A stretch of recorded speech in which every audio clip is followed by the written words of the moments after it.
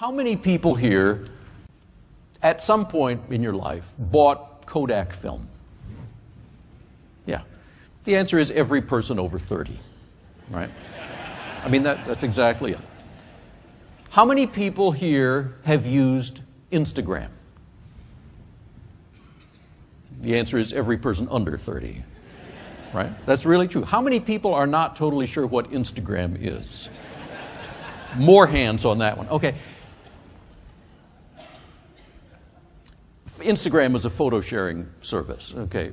Now, how is it that Instagram, which has 12 employees, was recently sold to Facebook for $1 billion, and Kodak is in bankruptcy? Okay. They had a business model that worked for 100 years. It doesn't work anymore, and they didn't innovate it. And we've seen the results. Over and over, this is what we're seeing. Business models don't last as long as they used to. You know, look at newspapers, for a dramatic example. That business model worked for over 100 years. Now they're dropping like flies. Magazines, my business, heaven knows. Retailing, huge business model innovation that has to be done, and only a few companies are managing it. The reason this is so difficult is that business models used to work for decades, many decades, and so you had many generations of management that never had to change the business model.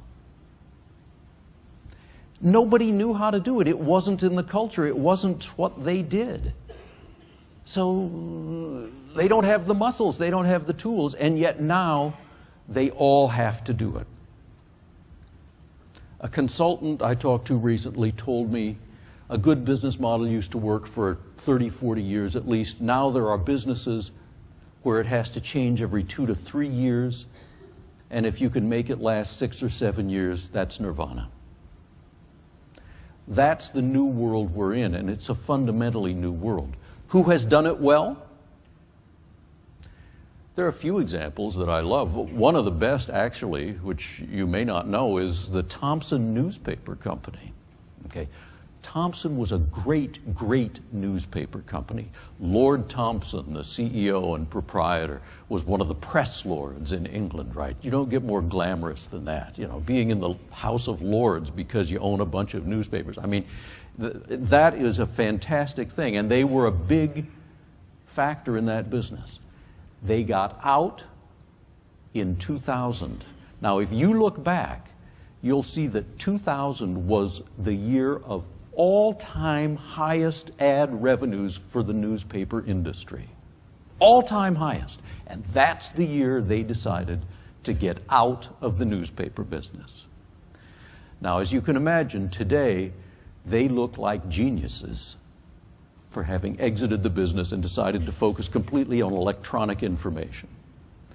Back then, they looked crazy. And this is actually one of the features of business model innovation when you do it well. You often are out of step, contrarian, seems crazy. Right? Another great example, of course, is Intel, which had to change its business model many times. It started out making memory chips till they figured out that that was going to be a commodity business. So they changed completely and started making entirely processing chips.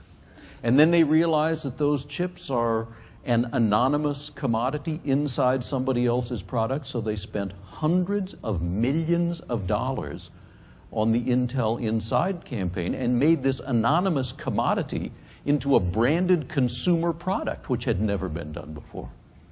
And now as the devices that people use are shifting from, you know, PCs and so forth to mobile devices, they're changing again. Each one of those decisions is a bet the company decision. It's a complete change in the business model. And so far, they have made those changes successfully every time. But every time it seemed risky and contrarian. That's what changing the business model is about. And we're still seeing other companies do it, and we don't know how it'll work out, but they have to do it.